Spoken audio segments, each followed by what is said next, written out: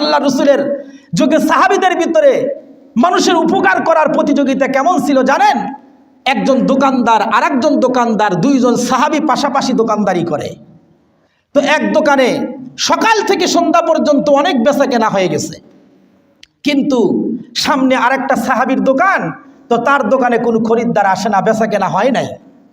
এবার সন্ধ্যাবেলা গিয়া একজন খরিদ্দার যখন যেই দোকানে বেচা কেনা বেশি হয়ে গেছে, তার দোকানে আবার আরেকজন খরিদ্দার আসছে। আসার পরে এই সাহাবী ডাক দিয়ে বলে, আপনি কি নিতে চান? বলে এই কালারের এই দামি কাপড় কি আপনার দোকানে আছে? দোকানদার বলে হ্যাঁ আছে, তবে দেওয়া যাবে না।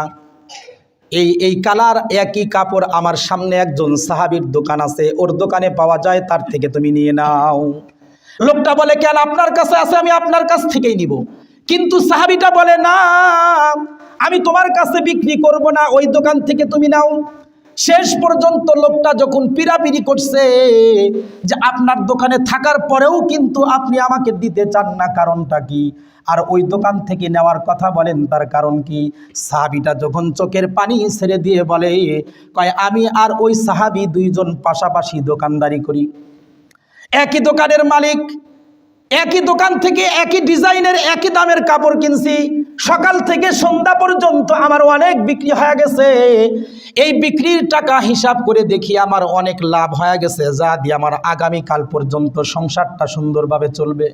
কিন্তু আমার পাশের দোকানদার মুসলমান ভাই, ওর দোকানে এখনো কোনো বিক্রি হয় নাই, ওর সংসারটা কেমনে চলবে?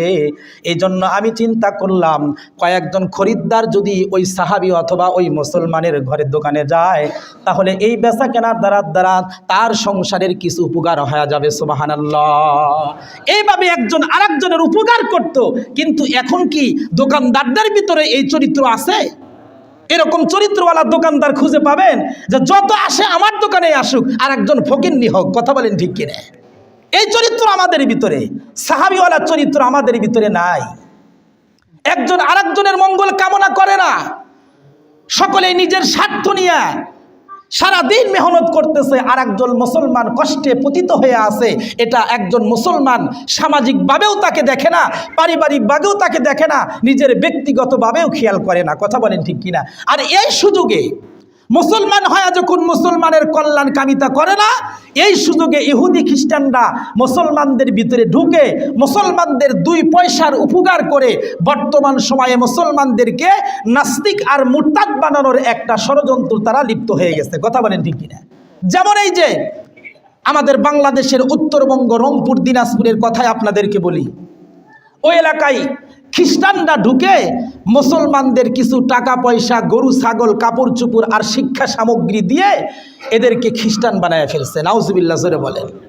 আজকে মুসলমান সমাজে অভাবগ্রস্ত হয়ে আছে, কিন্তু মুসলমানদের ভিতরে বাংলাদেশে এমন কিছু মুসলমান আছে যাদের সারা বছরে যে জাকাতের টাকা আসে, এই জাকাতের টাকা যদি তকসিম করে 100% গরিবের ভিতরে বিলীন করে দিত, তাহলে বাংলাদেশে কোনো গরিব থাকার কথা ছিল না। কথা বলেন ঠিক কিনা?